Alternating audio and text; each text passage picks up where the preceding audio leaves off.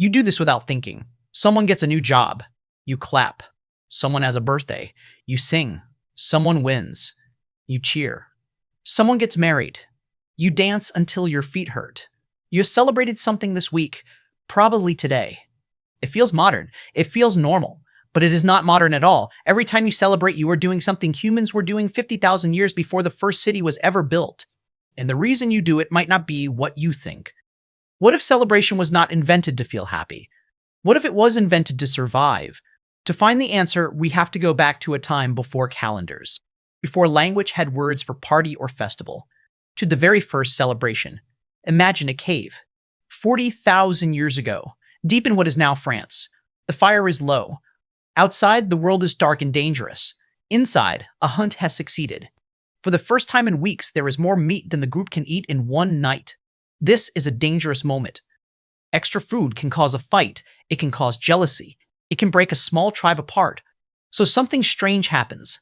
They do not just eat, they make it loud. Someone begins to hit a bone against a rock. A rhythm. Another begins to move. Feet stamping in the dust. Voices rise. Not words, sounds, loud.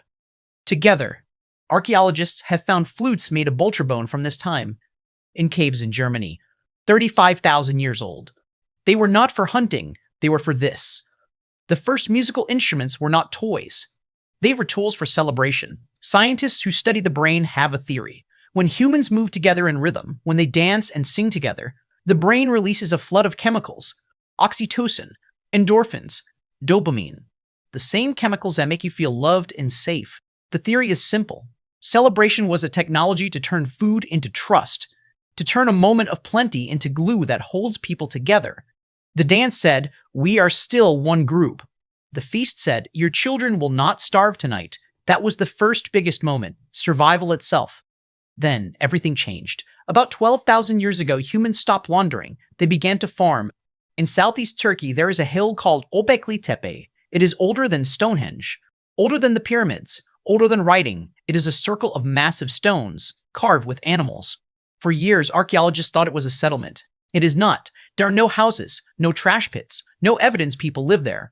It was built only to gather, to celebrate. The people who built it were hunter-gatherers.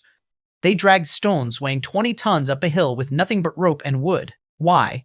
The best evidence points to feasts, massive feasts. Bones of thousands of gazelles and wild cattle have been found there, all slaughtered at the same time. More food than a few families could ever need. This suggests our biggest moments were no longer just about surviving the winter. They were about something new: power, belonging, gods. When you have grain, you can store it. When you can store food, you can have a surplus. And when you have a surplus, you can have a festival that lasts for days. You can invite people from far away. You can show how rich you are by how much you give away. So celebration became economics. It became politics. Fast forward to 5,000 years ago, the first cities rise in Mesopotamia, and with them the first calendars of celebration. The Sumerians did not just celebrate when they felt like it. They scheduled it. The harvest had to be celebrated because if it was not, people would not work together to cut the grain in time. The new year had to be celebrated because that was when the king proved he was still favored by the gods. We have clay tablets from that time. They list beer rations, not for daily life, for festivals. One festival in the city of Uruk gave out enough beer to get every adult in the city drunk for a week. This was not an accident. Alcohol in the ancient world was not just a drink. It was a safe drink. Water could kill you. Fermented beer was safer. And a drunk crowd is a bonded crowd. They laugh easier. They forget old fights. They promise to help with the next harvest. Celebration was now infrastructure, just as important as walls and canals. In ancient Egypt, celebration became immortality. The Egyptians are famous for being obsessed with death, but they were really obsessed with celebrating life so hard that death could not erase it. When the Nile flooded, it destroyed everything. Then it left behind perfect black soil. This was the biggest moment of the year, the rebirth of the land. They did not just watch it, they celebrated it with the festival of Opet. The statues of the gods were taken out of the dark temples and paraded down the river on golden boats. Common people who never saw inside a temple could finally see their gods. They danced in the streets for 27 days. We have paintings from tombs showing these parties, musicians, dancers, people being sick from too much wine. It was chaos, holy chaos. And when a pharaoh died, that was the biggest celebration of all. not mourning, a journey. The funeral was a parade with incense and singing, so the whole city knew their king had become a god. Celebration was how they defeated death itself. The Greeks added a new idea, competition. In 776 BC, in a small valley called Olympia, the Greeks started a festival for Zeus. But it was not just prayers, it was races, wrestling, javelin throwing, the Olympic Games. Why would you celebrate your god by running fast? Because the Greeks believed excellence was holy. To celebrate was not just to thank the gods, it was to show them what humans could do at their best. Victors were given nothing but a crown of olive leaves, no money.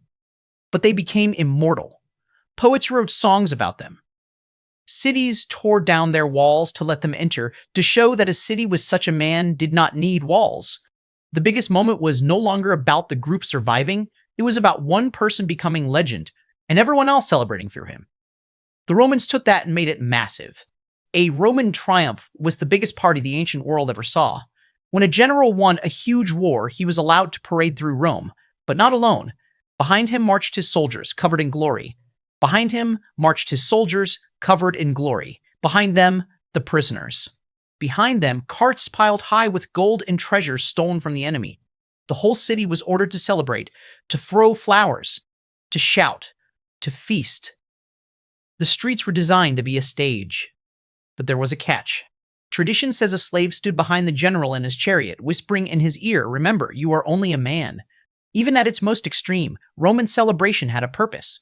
It told every citizen, look what Rome can do. It turned war into pride, pride into loyalty. So what have we learned? From caves to cities, from bones to gold. First, we celebrated to bond, then to store power, then to control time, then to defeat death, then to become immortal. But there is one thread that never broke. Every single one of these celebrations had the same 4 ingredients: loud music, shared food, rhythmic movement, and being seen by others. Your birthday today has all 4: the singing, the cake, the dancing, the photos posted so others can see. You think you are celebrating a personal moment, but your brain is doing something much older. It is using a 50,000-year-old program that says, make this moment bigger than me. Share it, make noise, so that the group remembers. The next time you are at a party and the music is loud and everyone is dancing and you feel that strange, warm rush where you forget yourself and feel part of something bigger, that is not new. That is the cave. That is Gobekli Tepe. That is the Nile. That is Olympia.